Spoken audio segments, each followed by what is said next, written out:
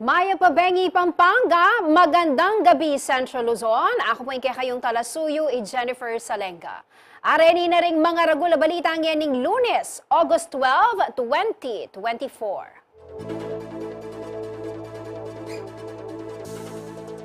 Albog king kabisera na ning Pampanga, makanano yang solusyonan.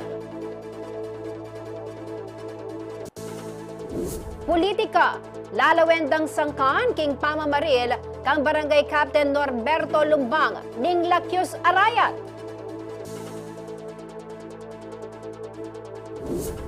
Atlong banwang anak, may lumod at meteya, kaya rin ang mibakong ning karelang bangka. Mag-asawang suspect sa car rental scam sa Pampanga, arestado sa Benguet matapos magpanggap na dentista. At award-winning current affairs show na So to Speak, muling mapapanood sa CLTV 36.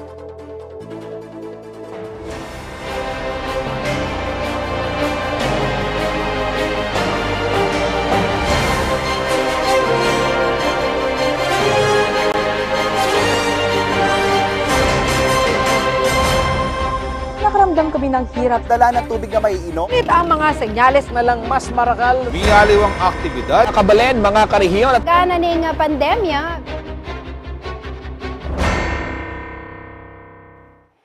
era po kanu isip-isipan ding pamilya ng Kapitan Norberto Mel Lumbang ning Barangay Lakyos, Sarayat, Pampanga at auling apuna na ing kayang penga niting Domingo, August 12. Kabakasing mama nga niya kilom ning Barangay Hall ing Kapitan, kabudla din tang ding lalaking pakasake matuling nga sakyan sa kare po pe mariling opisyal.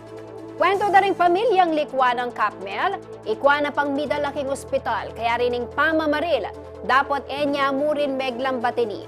Banwa nga 1994, inyang mumunayang luklok, kantimong Kapitan, king Barangay Lakyos, Lumbang, at mekatluyay ning termino.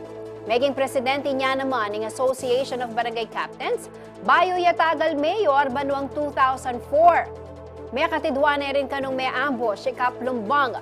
Mumuna, anyang 1999, ang po anyang 2002. Bayo na naman liba ng politika, may kilala ya Kap Mel, ang timong leader ng communist group, revolusyonaryong gerilya ng Arayat. Para naman kinkayang pamilya, alayang buring kapitan, noon mamaya serbisyong pong saop, kinkayang kabarangay at may nga kulareni na isundude ing aumpisana. Kukulait noman para kayang katalarwan ding pamilya Lumbang. Manwalala naman kanu politika ing sangkaning kayang pangamate, lakwas sa tinyang planong tagalining Vice Mayor king May 2025 elections. Nung tatakot man po, wala po dapat katakutan kasi totoo po yan, nalanagay man pong kapate o tumakot kayo po nung nalanagay man pong gewang marok.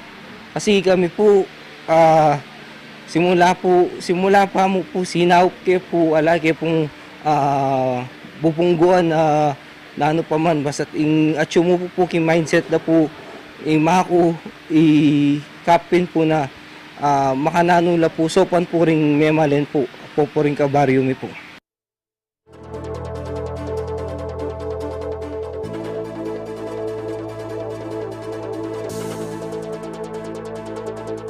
Metong yakanuing politika kareng lalawen ang sangkan ng Philippine National Police o PNP, keng gulot na ning pamamaril kang Lakyos Arayat Barangay Captain Norberto Mel Lumbang.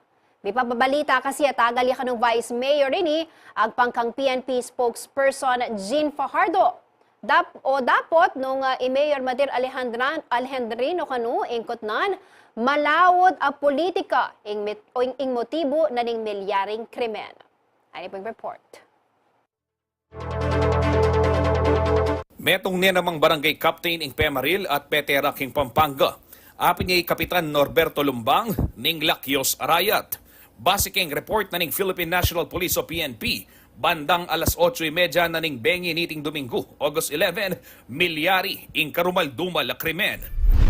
habang si Barangay Captain Norberto Lumbang ay nasa loob ng Barangay Hall ay isang Toyota Toyota Innova ang huminto at bumaba doon ng mga armadong lalaki at pinaputukan nila itong biktima at kaagad na tumakas sakay nitong nasa ating Toyota Innova. Agpangkang spokesperson na ng PNP ay Police Colonel Jean Fajardo, kaya being politika, kareng lalawendang sangkan, ot may dapat siya krimen. Bayo na naman liban lumbang ing politika, at tatanda ng meging yang leader na ng komunistang grupo, revolusyonaryong gerilya ng Arayat. Kaya titingnan din natin kung ito ba ang insidente na ito ay related sa papalapit na pag-file po ng Certificate of Candidacy dahil hindi natin maiaalit na ito pong ating biktima na kasalukuyan pong barangay captain na po niyang Barangay Lakyos ay sinasabi ay umuubong at narinig natin na may plano na tumakbo bilang vice mayor. Hindi rin natin i-discount yung possibility, yung personal grudge na maaari din naman natin i-consider. Naliligad Fajardo, dati ng meging direktor ng Pampanga Provincial Police Office, kaya being balena ning Arayat kareng karelang pakabanten, uli na ning kasalaysaya nanini kareng rebel groups ang pong private army. Matagal na pong insurgency free ang Pampanga, subalit sabi nga natin, may mga binabantayan po tayo, mga ilan na munisipyo dyan. Siyempre kasama na dyan yung Arayat because of history will tell us na may mga insidente dyan. Kaya naman ito ang pinag-iisipan ngayon ng Regional Police 3 para nga po dagdagan in terms of deployment kung sakasakali, lalong-lalo na po pagkatapos po ng insidente na ito ay sigurado po na magdadagdag po dyan ng deployment para maiwasan at masundan pa po itong insidente na ito. Dagdag na paning opisyal, memo unong Special Task Force bang tumutok kay kaso ng Kapitan Lumbang. Samantala, payabot na namang Arayat Mayor Madeth Alejandrino, kayang pamakirami kareng pamilya na ning miangubi ang kapitan. Makasadyaya naman kanong kimot, lokal na kapanibalan, bang mabilis, akwaing katalaruan para king miangubi ang opisyal. Nanyarang pumudin po ka rin ng kapulisan, sana garantang gawang pong paraanan para katarungan niya pa kay ko puri hanggang CCTV nung no ka rin na po tinalan din may maril kaya payabot ko mo rin po yun tapos puso ko pong pamakirami ka rin pong pamilya na pong Captain Lumbang. Keng exclusive phone patch interview kang Alejandrino, keng programang Abak na Balen ng CLTV 36, bistaman ela kanumi aliado, sinabi ning pamuntok ning Balen, ning Arayat, ang masantigyang megobra ang timong Kapitan Ilumbang at asamas ne, ing karelang baryo. Kung malago naman po yung gagawa na king barangay na maging malinis yung barangay, maging payapa yung barangay na. Ko rin po balo, bakit milyari kayo yan? Manwalaya naman kano, Mayor Madir, politikeng sangkan na ning pangamatayan ng Kaplumbang. Nilino na namang Alejandrino, aalayang kebalwan, king milyari. Paniwala ko po, wala po kayong politics yan eh. Ako po muna po, dahil pwedeng pagkayang po yan, uling kamamatay na ng asawa ko pa. Magpasalamat ko pin po at sinabilang buhay, ano po palang mga peya. Baka may itong niya pa pong pag-isipan daw. Samantala, atatanda ng adwa pa mong bulan ng Milamas, anyang Pemaril at Petere mo naman ding pa may kilalang suspect, Barangay Captain Matt Ryan Gazin de la Cruz, ning San Pedro Cutud, Ciudad San Fernando, Pampanga. Kiabay Paulo G. Santos, aking kayong talasuyo, Justin Dizon, ating pusong makabalen. Pangatlo na sa mga pinatay na barangay captain sa Central Luzon ngayong 2024 si Kapitan Norberto Mel Lumbang ng Barangay Lakyos, Arayat, Pampanga. Batay po yan sa datos ng Department of the Interior and Local Government. Ayon kay DILG Secretary Benjamin Abalos Jr., totoong nakababahala ito dahil nagsisilbing frontliner ng pamahalaan ang mga opisyal ng barangay. Kasama sa kanyang marching order mula sa PNP, ang pagkakaroon ng Special Task Force sa serya ng pamamaslang sa mga barangay official. At para bigyan tayo ng karagdagang detalye ukol sa balitang yan, makakausap natin via phone patch si Paulo G. Santos. Paulo, ano na ba ang inabot nitong kumpas na magkakaroon ng Special Task Force ang PNP para imbestigahan ang mga pagpatay sa mga opisyal ng barangay? Jen, nakasentro ngayon itong task force dito sa pagkuha ng profile dito sa nasawing kapitan sa Arayat. At base dito sa ulat ng DILG ating Jen, hindi lang isolated case itong pagpatay sa mga barangay official. Dalawang kapitan sa Pampanga at isang kapitan sa Bulacan at Nueva Ecija. Ito ang inilahad ni Department of the Interior and Local Government o DILG Secretary Benjamin Abalos Jr. sa pag-atake nga sa hanay ng mga barangay officials ngayong taon lamang ito. Ayon kay Abalos, nakakaalama dyan ang senaryong ito na una niyang binanggit dito sa maiksing press briefing ang paghanap ng hustisya sa napatay na barangay chairman ng San Pedro Putut sa siyudad ng San Fernando, Pampanga na si Cap Matt Ryan de la Cruz noong June 11 ito. Sunod noong August 3 kay barangay Marungko, Angat, Bulacan, Wenceslao Bernardo. At magkasunod naman yung senaryo ating Jen dito sa area ng Pampanga at dito rin sa area ng Nueva Ecija. Unang tinambangan itong si barangay Pamakpakan, Aahen, Nueva Ecija, Clifford Miranda at Arayat, Barangay Lakyos, Norberto Meldubang.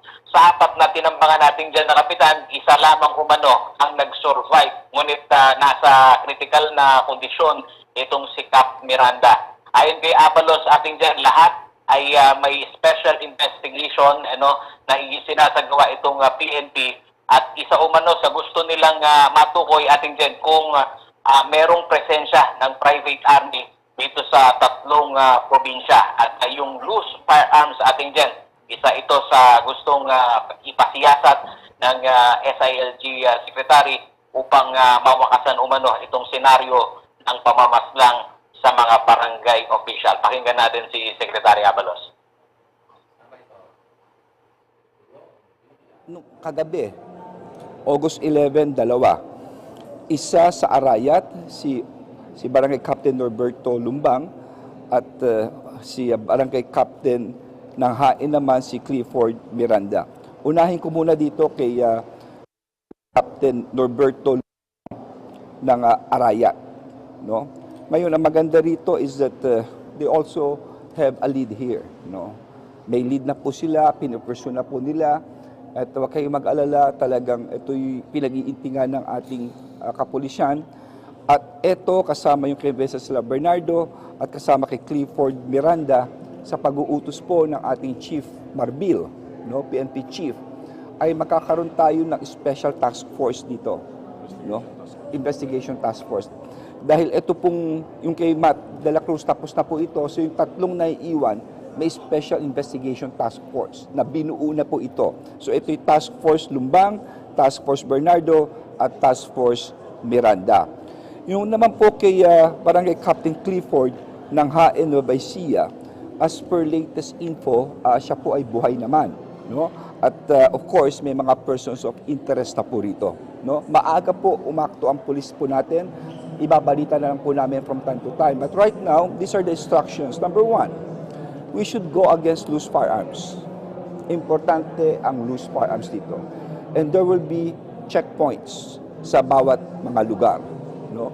Yung po ang inaano po rito. So, mga search warrant, kung kinakailangan gawin to, i-apply po nila ito. At importante ang intensified points and intensified campaign against loose firearms. Sir, can we say na election-related na? Well, we cannot tell. No? Maraming anggulo ang bawat isa rito. Pero one thing is certain, sabi ko nga kay General, parang lahat yata barangay captain. No? That seems to be the common denominator.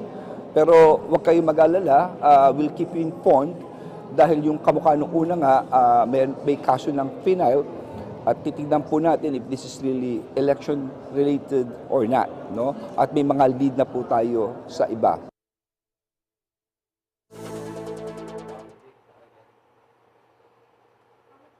Alright. Paulo? Yes, ating Jen. As of now kasi ito ay ongoing investigation pa at hindi pa talaga masasabi no ng PNP kung ito ba ay election related. But then again, dahil nga malapit na no ang panahon ng halalan hindi talaga mayaalis no kahit doon sa mga especially doon sa mga kababayan no yung mga kabarangay talaga nitong mga nabiktima no ng pamamasalang hindi maalis yung pangamba.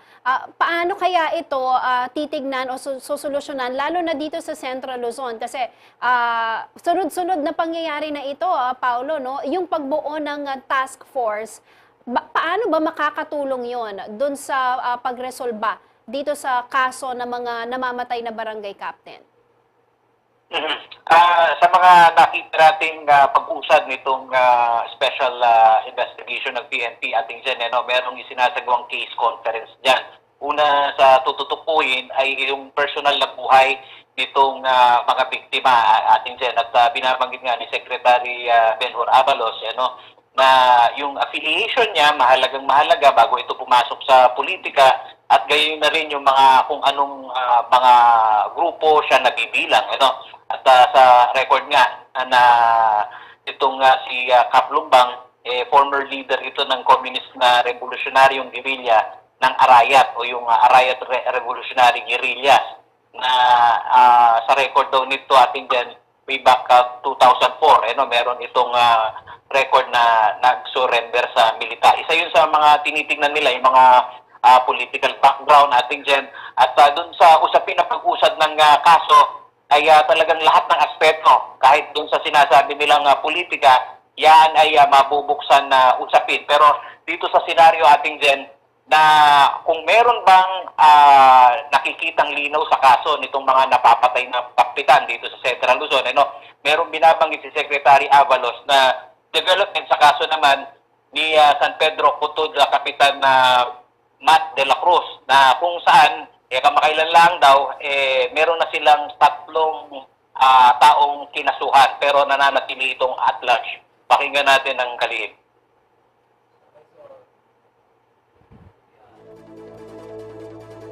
Congratulate our police dahil right now they already filed a case against that person na bumaril po. No? Pero at large lang nga ang taong ito pero na-file na at identified po nila yung taong ito kaya pinalala ng kaso at 2 po 3 suspect yan yung 2 John Does no pero yung isa identified po so yan po ang kaso ni Barangay Captain Matt Ryan de la Cruz. Ating dyan, dagdag din natin sa ating report. Go ahead. Ating dyan. Go ahead. Dagdag din natin sa ating report ito panawagan naman ni DILG Region 3 Attorney Anthony Noida na kung maaari ating dyan ay wag raw mag-share ng video lalong-lalo na yung mga groggy na video ating dyan na kumakalat sa social media dahil ito raw ay maaaring magdulot ng maling impormasyon ating dyan at kung maaari talagang i-verify muna.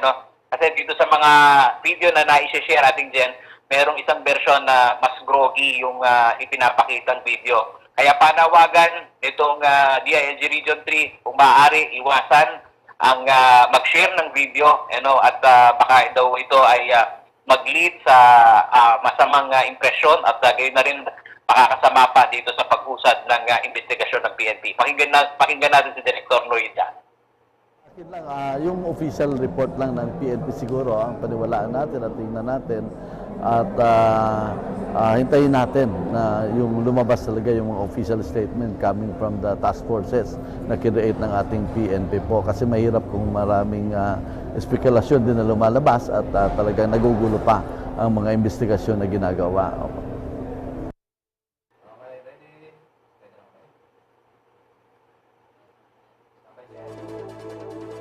Alright, Paolo, patuloy nating tututukan ang mga storyang yan lalo na itong bagong nakakalungkot na balita na ito. Maraming salamat sa iyong report, Paolo G. Santos. Kay bumama ko, magbalik kaing Balen at balita.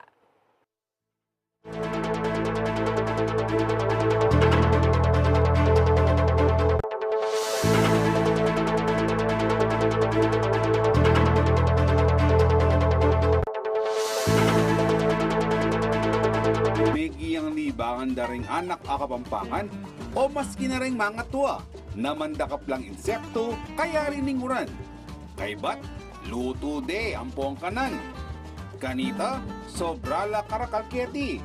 Ing pamandakap insekto taga nang maka-enjoy ampong exciting kasi makatok nang la underground.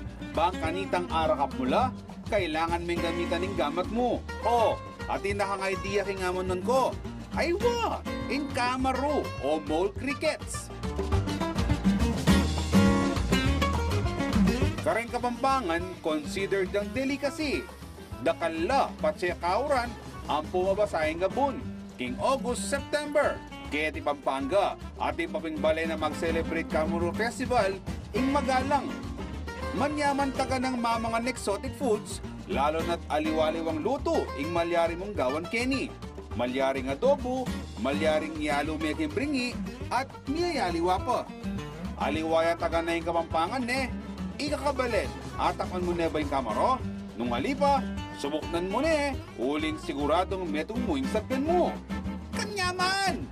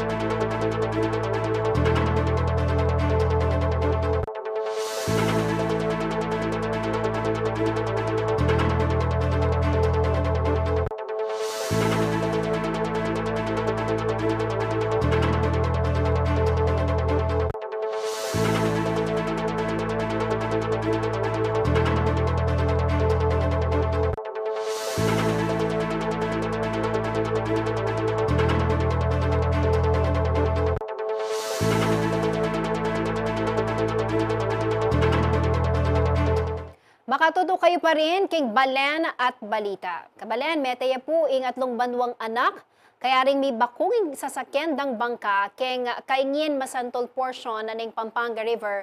Anya pong Domingo, August 11. Agpangkang Mayor Tonton Bustos, pauli na ring pamilya kay Badeng Celebra ing birthday na ning biktima kinilalang i-Baby Maris. May kakawela pa rin kayang kapatad at inda kabang si Buknana na ne para po king aliw kabang si Buknana naman po ne nining tatang ing pamangawemo naman. At para kay aliwapang detalye ng balita ngayon nakasabi tayo po via Zoom Mayor Tonton Bustos.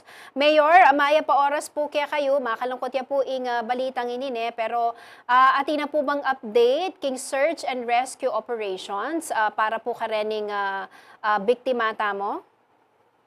Good evening po, ma'am. In update po, nanding around 12:30, may retrieve na po yung baby Maris. At may confirm po ito around 1:05 p.m. by the barangay captain of Barangay Ligi. Isasako po kayong pamilya na po baby Maris at Kuya Jomar. Na-confirm din po ng ating MDR officer. And around kanina lamang po, 4:45 p.m., na-recover na rin po ang mga labi po ni Kuya Jomar, na ama po ni Baby Maris. Opo, baka lungkot po ing insidente. Mayor, impong anak, mayango biye, mig-celebrate ya pong birthday. Kaya benala po ring pamilya na, bali pilan na pong kataong makasakeking bangka. So, yung may kwento po, report na po ng kaya katang po Masag Rescue, kaya katang MDRM officer ni Sir Paul Magrat. Nagpagkwento ta po namin at abalo tamo po na ilimala po sinakay bangka, ni Kuya Jomar, Ate Mary Rose, yung asawa na. Yung asawa na po pala Rosemary. Yung anak na Mary Rose, Dexter, ang po yung biktima na Baby Maris. So, mula po kay Nigi, may bangkala po, nakingala uli. Ano kay Beben na, dinalakid na po.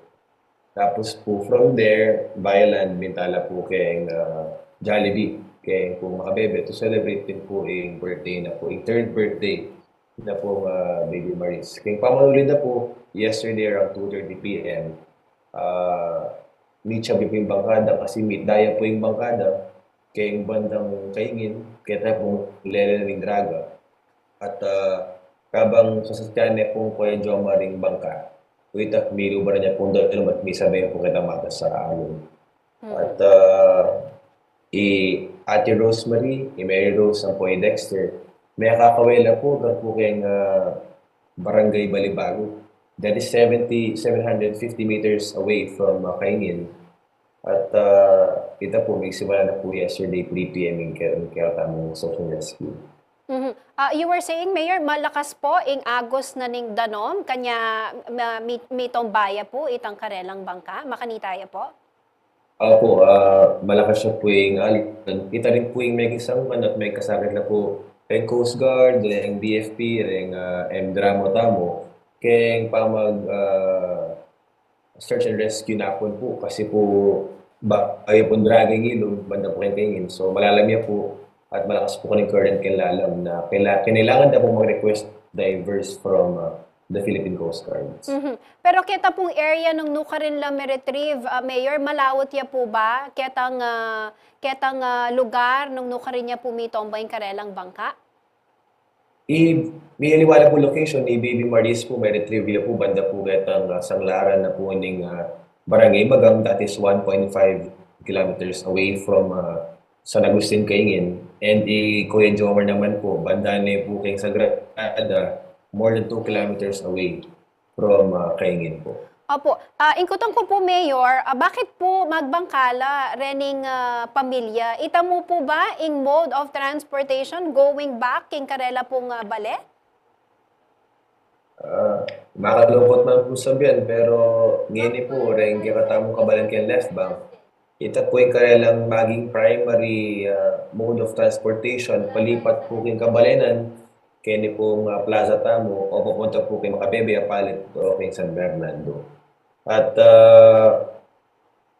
it is high time po siguro na I would like to take this opportunity to raise our concern Kaya pong gagawad na pong tete kay Barangay Bebenak papunta kay Barangay Alauli na well beyond the target date of completion na po.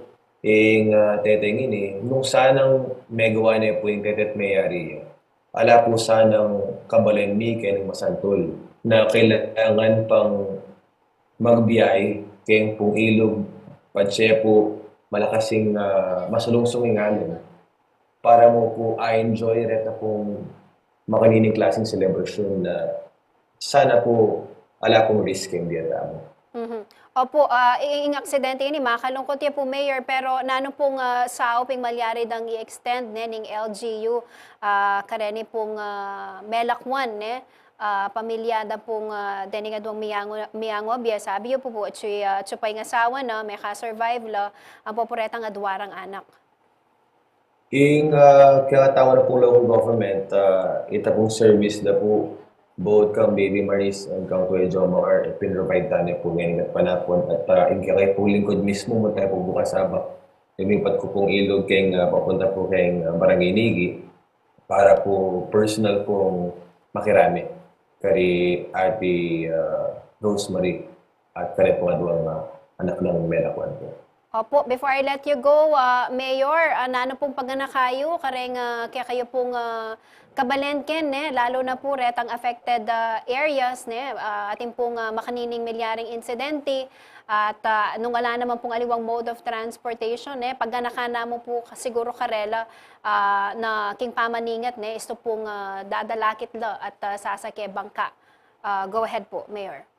Kareng kabalen ko po kay Masantol, paneta po sana mag-ingat, lalo na po pansya po kaya betala po rin pamilya tamo, lalo na po pansya kaya betala po rin kaya. At ditak na po kami babatan at higa kayo pong likod at higa kayo pong munisipyo.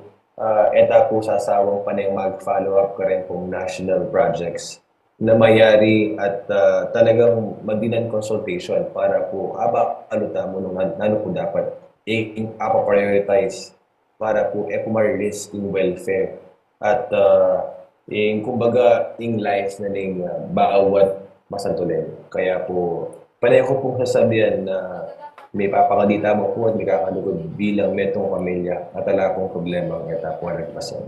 Alright, dakala salamat po king kaya kayong oras at makirami kami po kareng pamilyang likwan ng Tatang Jomar at i-Baby Maris. Mutatama po karing alwa pang balita, miyagumla ng miyembro na ning Multi-Sectoral Governance Council at deng lokal opisyal king San Fernando, Pampanga, DPWH, representatives at aliwapa, bang pisabyan deng posibleng solusyon king albog king syudad. Dakala kasireng may nga bulaga at may stranded, anya pong mika flash flood king San Fernando, king pormerong aldo na ning Agosto. Makanano yapin solusyonan, ing albog, king kabisera na ning probinsya. Pakibalwan tamo king special report ng Paulo G. Santos.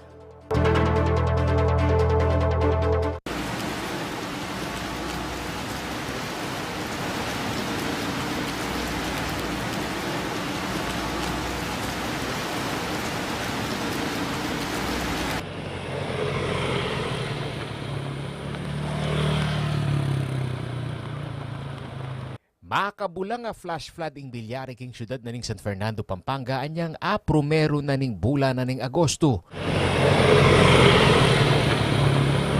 Limbugya ing Jose Abad Santos Avenue, emu parti ning business district ning syudad, nune metong yamu naman kareng major thoroughfare king Region 3.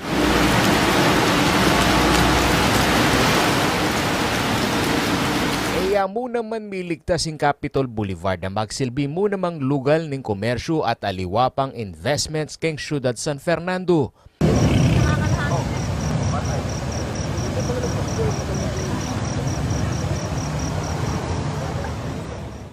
Keng MacArthur Highway naman tulid na ning Jose B. Lingad Memorial General Hospital hanggang naking Barangay Juliana at San Jose, may yakit ing hanggang tud adanum. Makanyan muna maning meging eksena king B. Mendoza, High School Boulevard king Chupaco at papunta king Kabalenan. Anya ing kutang daring Fernandino at Fernandina at deng sablang magobra king syudad ame stranded.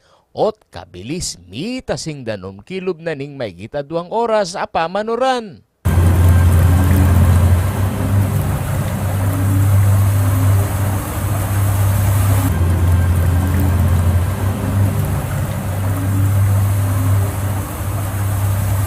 Betungaldo bayo ing milyaring flash flood pasyag na ning Department of Public Works and Highways o DPWH Pampanga 1st Engineering District Office ating problema king baradong kanal king San Fernando.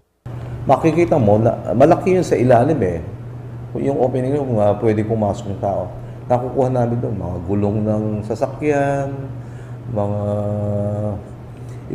iba-ibang basura, mga diapers, ganyan. Tsaka yung mga pet bottles yan, marami.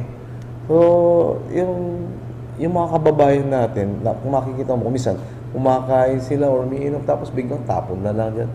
So, kawalan ng disiplina, yun ang nagiging rason na kumisan, hindi nila napagtutuunan ng pasyente na yun ang nagiging dahilan ng pagbabara ng mga kanal natin. Aliwane maning meging amano na ning city engineer kinabukasan kaya rin na ning albog. Pa magdisilta mo ka rin kikatang waterways. In kikatang disilting year-round in gagawan tamo and mag-invest tamo ka rin bako and heavy equipment, baka taon our own added disiltala then kikatamong waterways. And ikita naman ng San Fernando River continuous yung magflow. Itamupin talaga, ingay experience tangi ni Maragula Volume. Bang manintun solusyon king problema king albog. Payaw siyang meeting ing Multi-Sectoral Governance Council o MSGC king syudad. At tegunan dari Mayor Vilma Caluwag, dating Mayor at Congressman Oka Rodriguez, Pampanga Chamber of Commerce and Industry Incorporated past President Rene Romero at ing Technical Working Group ning DPWH Region 3, Department Heads na ning LGU at dengaliwapang stakeholders king syudad. Sinasabi nga nila, although umulan nga ng sa Angeles, pero hindi ganun kalakas sa concentration dito sa San Fernando. Tama ba yung sinasabi yung nila? sir, time po na yon sir, halos nagsabay po sila from halos 5:30 p.m. po hanggang 8 p.m. So yung sabay po sila thickness ng rainfall, parehas lang sila? Parehas, okay, sige. Marahil ito na yung pagkakataon para mag-come up tayo ng isang common na pananaw. Ano ba ang nagdulot ng matinding pagbaha noong Bagyong Karina at itong wala namang bagyo, no? Pero malakas ang buhos ng ulan nitong nakaraang Huwebes. Basiking dokumentasyon na ning CLTV 36 News at walang thunderstorm reng misunod monitor na ning Pag-asa DOST. Megpauran Mukim Pampanga, Nune, Nueva Ecija, Tarlac, Ampong, Bulacan. As of 3 p.m. ning August 1, Lultoking Advisory number 11, asuneking kategoryang moderate to heavy rainfall ing Pampanga at ing thunderstorm number 13, makasentro ne king digital mapping forecast ing intense sa pamanuran king mabilog a probinsya. Anya agpangking hydrology sa Engineer Hilton Hernando ning Pampanga River Flood Forecasting and Warning Center ating monitoring king amount na ning rainfall. Taga nang malaut malyari ing flash flood uling 70 mm ing volume ning mibugno sa danom. Center kahapon, 70 millimeters yun in around 2 hours. Pero yung mga more or less mga 65 yata nangyari in just less than 30 minutes. So heavy, intense po yun. Kung sobra na yun. Torrential ang labas nun kasi bigla yun na kung ipagpapalagay natin, kung ibubuhos ko ang isang basong tubig ng bigla, ganun ang dating. Kaysa yung isang basong tubig at dahan-dahan ko lang siyang binubuhos, parehas nga ang amount pero matagal naman yung time na it takes. Kaya yun po yung masasabi kong sitwasyon na nangyari kahapon. Nagulat din po kami dito sa city kasi 2 taon na pong na-encounter natin yung bagyo at pangatlo po ngayong taon na to. First time po na bumaha ng ganun kagrabe, no? 2 oras lang po yung ulan pero binaha na po tayo dito. June pa lang po tapos na yung desilting natin, paglilinis natin ng mga ilog, mga kanal. Kung makita niyo po yung mga ilog natin, may nakalagay po na kulay orange doon na pangsala ng basura para po matrace natin kung saan nanggagaling yung basura. At natuklasan po natin yung basura nanggagaling sa taas. Mayap na ing makasigurado, anya king amano na ring mamuntukan keng MSGC, dapat yang pakasiguraduan nung tutong halanang baradong kanal. Sikapin po natin na magbuo ng isang situationer. Kasi iba-iba po ang lumilitaw na pananaw. I have been doing a lot of social listening lately. And sa social listening ko po sa iba't ibang mga sektor, lumilitaw na naguguluhan. May mga naguguluhan, merong mga nagkukulangan ng impormasyon, pero basically lahat ay nagtatanong, ano ba ang nangyayari at paano ba ito susolusyonan? Clarify po kasi yung sinasabi po kasi ni Ma'am Son, Thursday po yung nangyaring biglang pagbaha. So Friday morning na-interview si BE. So after niya na-interview ako, parang hindi po kasi talaga nagkatugma yung sinabi namin. Sabi ni DE, barado, ganyan. To sabi ko naman, hindi barado. Kasi po, kami po talaga very confident kami na binubuksan kasi namin. Kaya alam ko po na hindi barado. Even the MacArthur Highway and Jasa, portion po niyan, yung mga critical points, binubuksan namin. Pero clear po kanina, sabi ni RD, kapag National Road, sa DPWH. Pero since jurisdiction po ng San Fernando, kapag may means naman tayo, syempre tayo din apektado, ginagawa po natin, nililinis natin. So year-round na po yan, yung mga critical points po, talagang binubuksan natin at chinecheck. Tapos, nung Monday, inopen po namin ng JASA to make sure, para walang pagdududa. Ang lalim po nung kanal. Nung hinukay po namin, wala na po kaming nakuha. Abe mo rin keng mengayat sit, reng menga kitid ng dalan ning danum pauli na ning road widening at elevation o pamagtas king dalan. Anti mo yung MacArthur Highway king danay na ning intersection hanggang na king Ulyan at Barangay San Jose. Nakikita ko po ang baa kapag malakas ang ulan, karamihan intersection Dolores hanggang Garbes. Ang tubig na biglang lalaki ang tubig dyan. Nakikita ko po kasi dyan, sama nyo po sa pag-aaral nyo, ang MacArthur Highway, nag-widening po tayo dyan na ilang beses. Dati, ang creek sa provincial, almost 4 meters. Nag 3 meters dahil sa kaka-widening. Ngayon, ginawa natin ng drainage, naging 2 meters na lang. Pakibat na naman ng DPWH Region 3 nung mika-upgrade kareng dalan, bera kanu kareng pakikonsiderara ing kanal. Kasi sa upgrading po ng ating mga kalsada, ito po talaga ay may kasama naman pong improvement din po ng ating mga drainage. At kung kailangan po magkaroon ng mga relief pipes para makatransfer sa kabilang side, ay nilalagyan din po natin yun. And then director po tayo lagi ngayon sa ating mga outfall. Ito po mga malalapit na mga rivers and creeks. Kaya po, siguro, yun po yung nakikita po namin talagang dapat din natin pagtulong-tulungan po sa masama na ma-resolve po natin. Magumpisa tela bastagan amata sa porsyon ning San Fernando metong karengamon reng informal settlers. Sumismo king dala na ning danum. Maging sangkanlamo naman kanureni king mabagala pa magkati na ning danum at king albug amamagus king dalan king MacArthur Highway dane na ning Maimpis Kebiyawan hanggang na king Dolores at St. Jude. Agpang kareng stakeholders ning syudad ing solusyon king pa magresolve king albug. Magumpisaya dapat king barangay level. Ang width ng Kebiyawan Creek is about mga 15 meters. Ngayon po siguro ang pinakamalaki niya is 3 meters na lang po. So ako po, hindi siguro pondo yung problema, it's more of the political will Lalo na nagsisimula po tayo sa mga barangay level eh.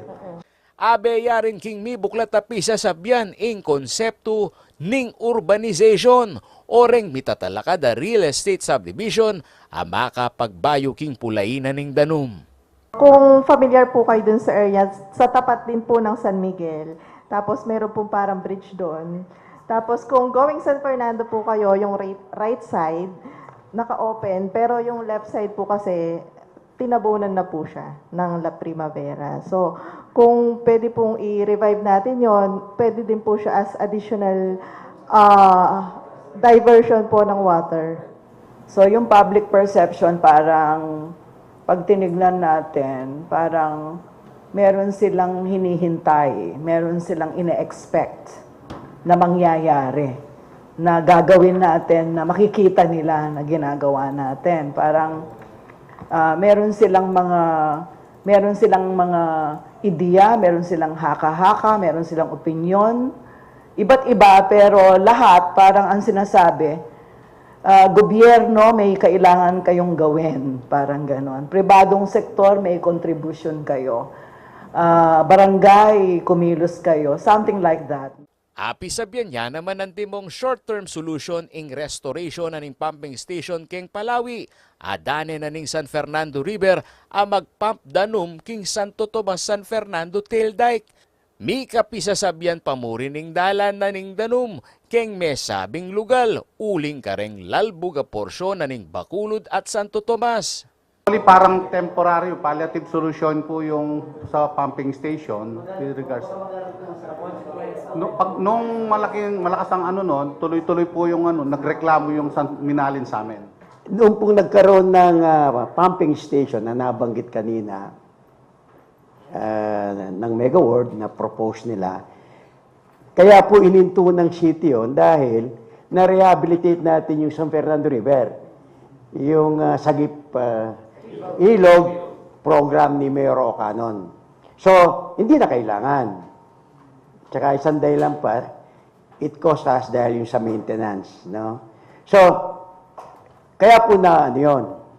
Ang problema ngayon, yung binabanggit ng Mega World, isolated ang Mega World eh. No? Kung titignan mo. So maybe, yung kanila, siyempre, yung personal ng Mega World. But sa atin naman, yung pangkalahatan yung tinitignan natin. Kasi po, kung ma-observe din natin, yung lalo na yung talaga taga San Fernando, kung ulan ng malakas sa San Fernando, obserbahin nyo, kino-contain ng mga facilities natin, ay pululbog, hindi lumulubog, kahit na malakas ang ulan dito. Pero, pag ang malakas ang ulan from the northern portion, agrabyado tan talaga. Suya pa king feasibility study ing flood control project master plan ning Syudad San Fernando ang magkaalaga ka ng 1.8 billion pesos basic king proposal. King panwala ra ring may kiramdam mas manayon nung integrated jing master plan kareng Mississippi nga balen at aliwamu king Syudad San Fernando.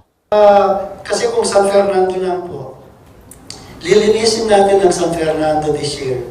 Next year, silted na naman yung mga waterways. Ang gusto kong sabihin na Tita Sonia and Mayor and Paringoka, yung flood summit would be not only San Fernando, but pati yung mga karating syudad at saka munisipyo. Agpangkang former Mayor Oscar Rodriguez, dakal na mi bayo kin topography na ning kabisera ning Pampanga, magumpisaan niyang memakbunging pinatubo. Anya nung kararasan niya ngening albog, mayap yang i-revisit ing strategy ra kanitang binanchore ing kabilyanan ning San Fernando River ating downfall king Pederosa, asakop na ning balena ning Santo Tomas.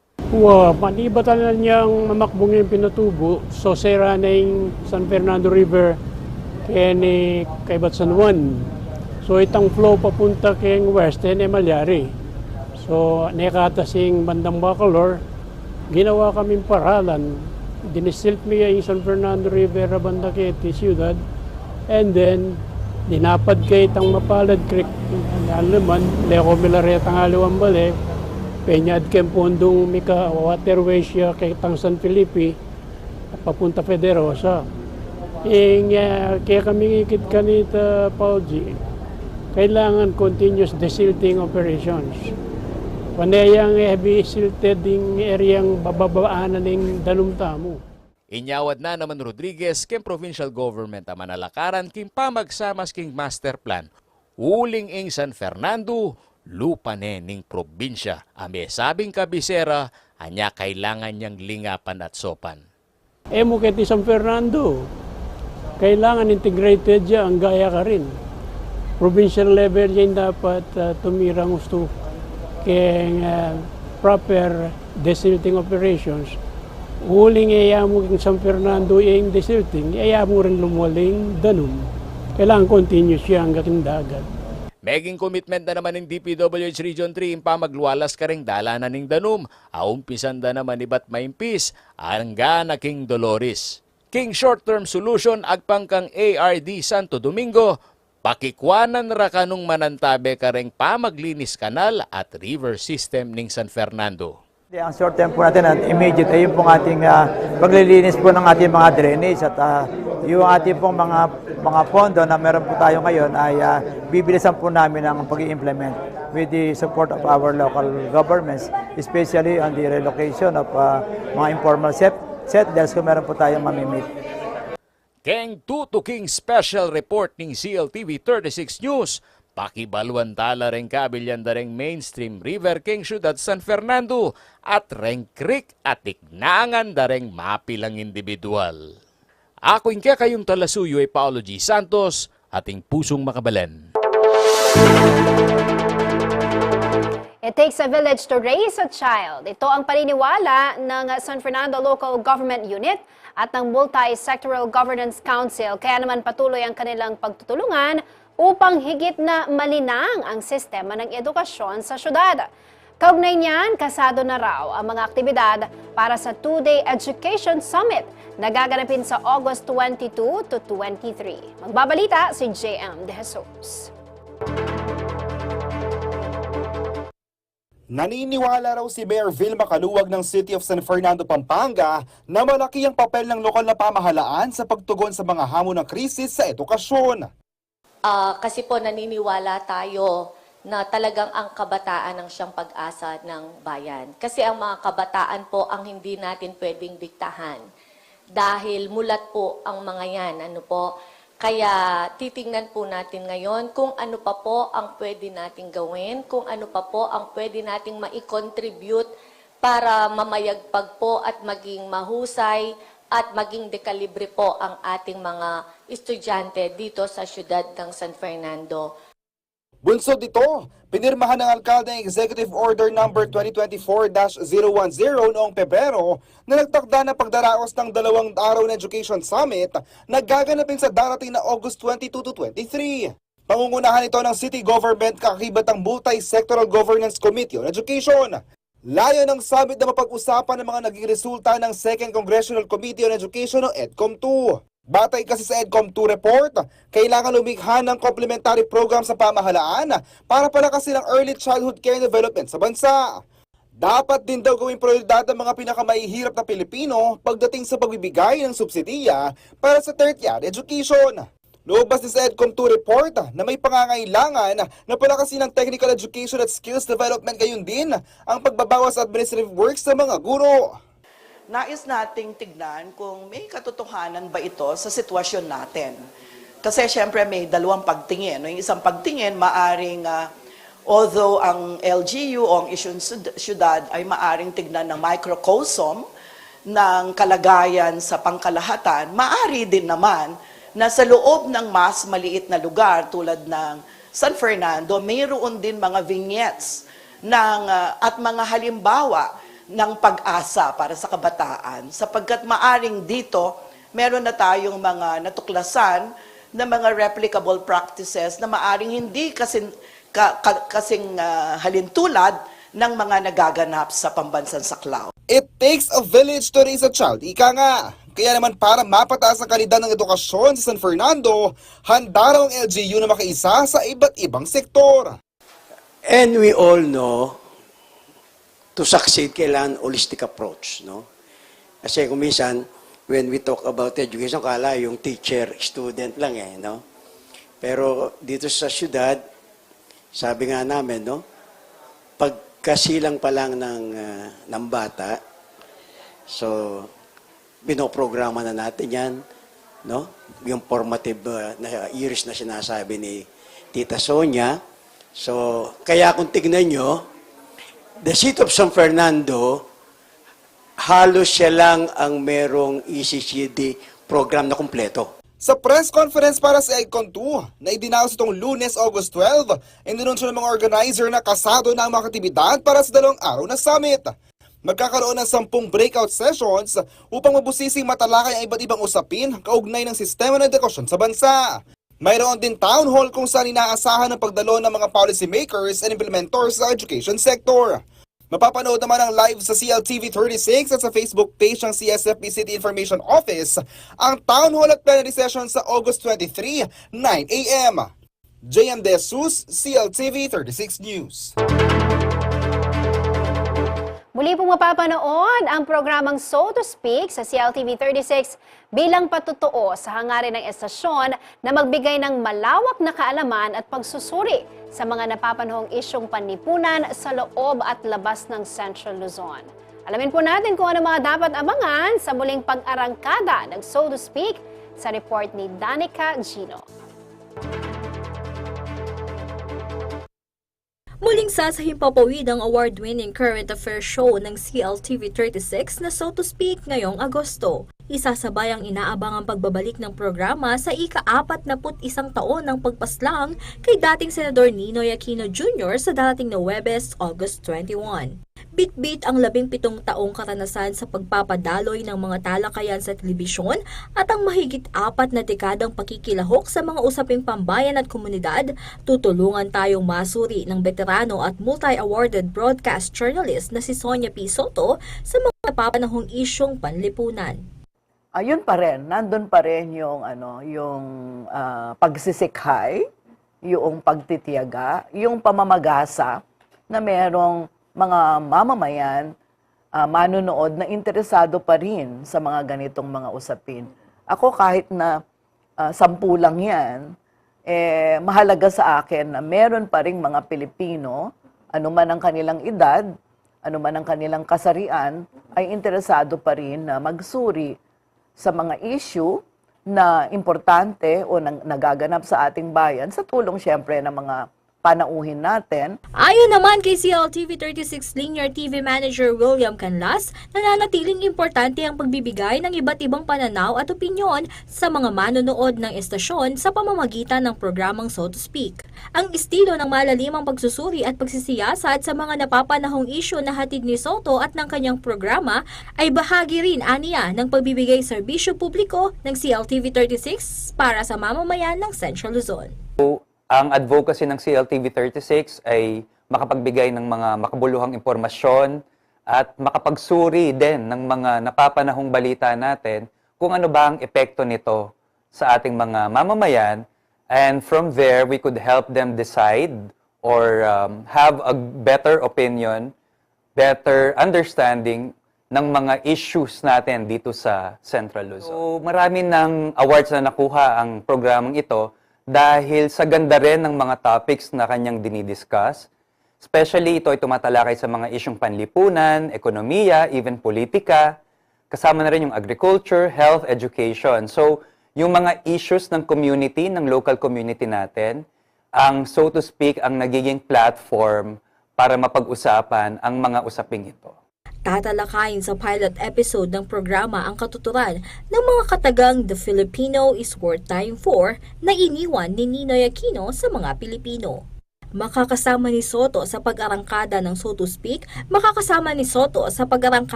ang mga prominenteng tagapagtanggol ng demokrasya sa kasaysayan ng Pilipinas na sina Free Legal Assistant Group of Flag Chairperson Attorney Shell Jokno, former Congressman Hernani Braganza, at human rights defender na si Sister Mary Jan Mananzan.